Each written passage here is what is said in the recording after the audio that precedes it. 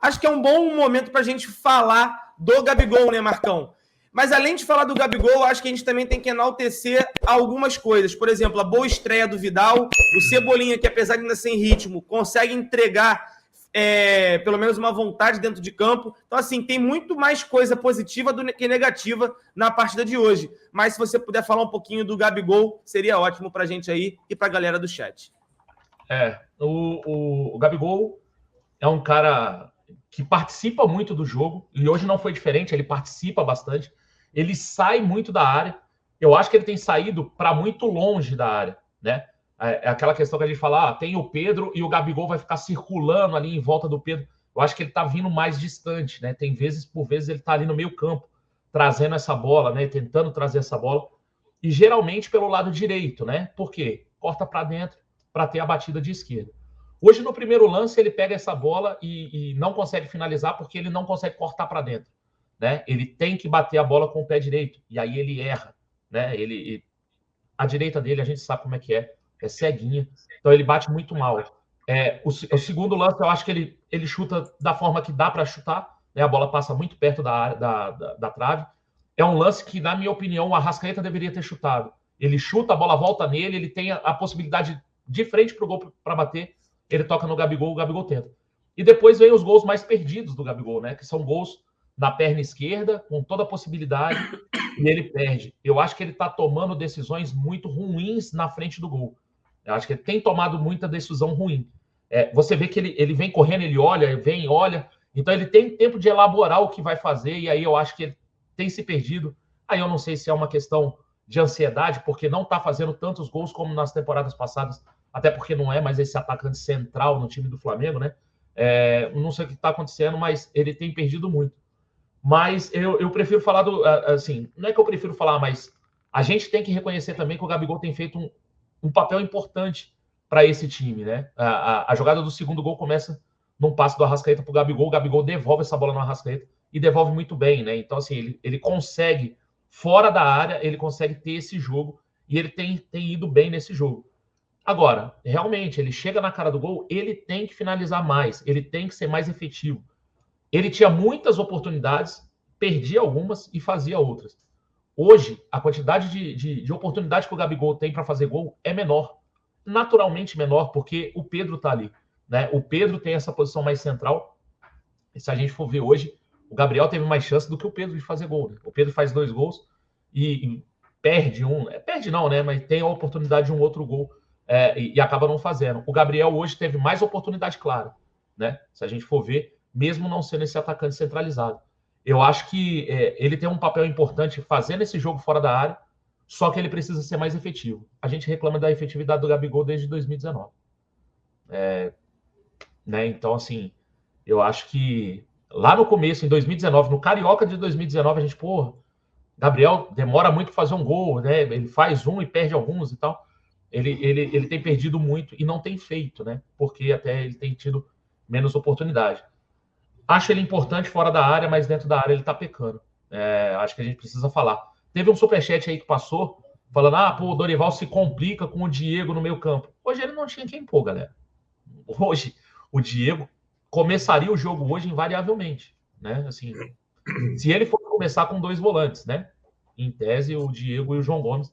Coisa que ele fez e que ele mudou no intervalo sem colocar o Vidal. Né? Ele coloca o Cebolinha no lugar do Diego, recua o Everton Ribeiro, e aí eu acho que esse recuo do Everton Ribeiro, essa nova posição, fez o Everton Ribeiro crescer demais no jogo, né? O primeiro tempo, eu e o Perrotinha no intervalo lá na Dália, a gente comentou, né?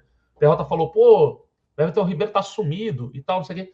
E no segundo tempo ele consegue, né, voltar ali, participa bastante do segundo tempo, bem ali naquele meio campo, né? Depois é substituído pelo Vidal. O Vidal é um caso à parte, a gente vai falar um pouco mais do Vidal mais para frente.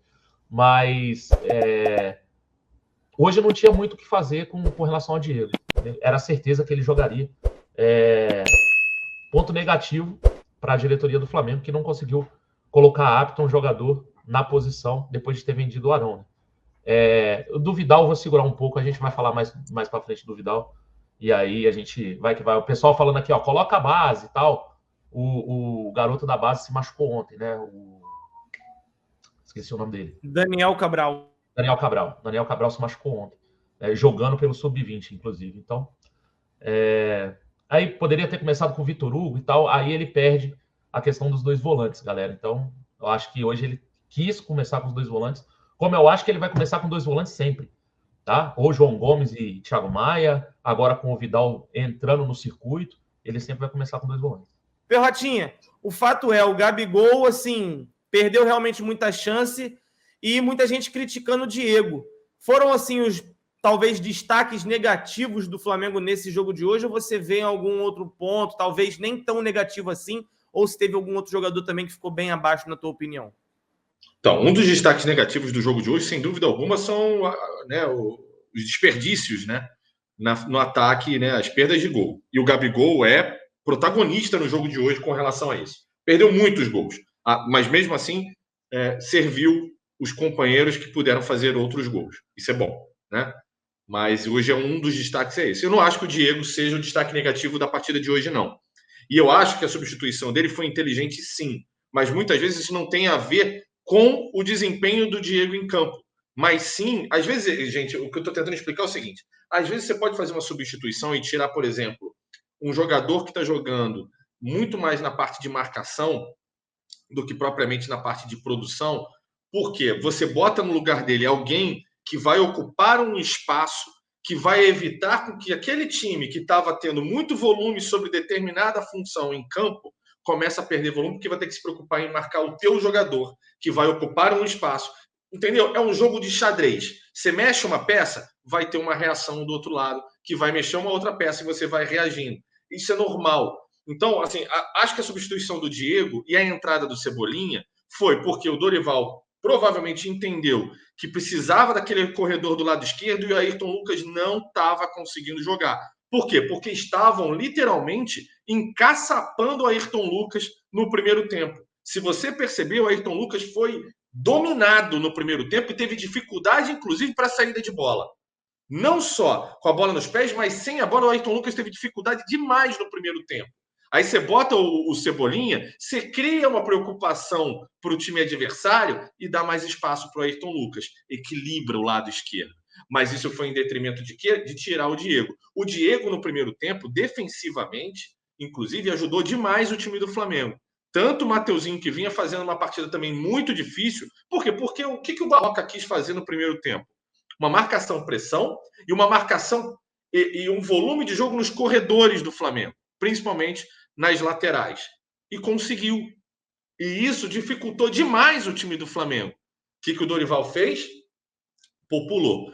Botou um Cebolinha que vai dificultar a vida do Barroca, sem dúvida alguma, e que vai dificultar a vida dos jogadores que por lá estão tentando fazer esse corredor, né?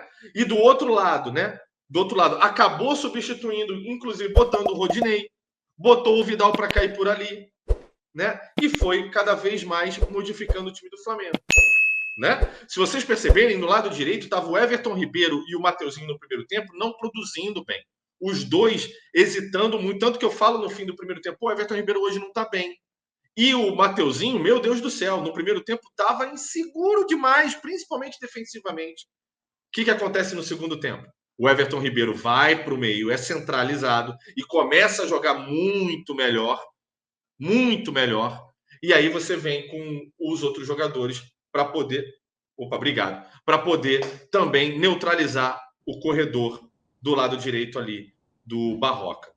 Flamengo, o Dorival tem respondido bem nas substituições. Tem feito as substituições inteligentes. Alan Garcia, inclusive, que participou no show do intervalo lá na Dali, falou sobre isso também. A gente, óbvio, tem que dar autoria também a essa sacada do Alan, do Marcão, e a minha detecção com relação ao que estava acontecendo de ruim. Aí a gente vai amanhã, provavelmente, também, analisar isso com o Bruno Castanha para poder ter mais certeza, tá? O que eu estou falando aqui foram algumas impressões vendo o jogo, né?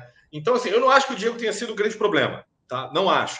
Acho que ele estava, pelo menos defensivamente, estava cumprindo função. O ruim é que a transição de defesa para o ataque, no primeiro tempo, principalmente, estava horrorosa. E o Diego tem influência nisso. O João Gomes também tem influência nisso. A saída de bola com os zagueiros, Fabrício Bruno, Pablo, principalmente, também tem influência disso. O Ayrton Lucas bem marcado e o Mateuzinho também tem influência disso. Mas aí é uma opção do treinador em ter trocado toda a linha de defesa. E, obviamente, isso vai ter consequências. Vai faltar entrosamento e, principalmente, também tem êxito do lado do técnico adversário.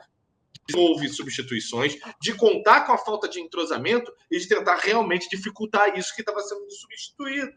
Então, assim, é um jogo de xadrez, gente, e faz parte. Bom é que o Dorival corrigiu, o Flamengo cresceu demais no segundo tempo e conseguiu o resultado.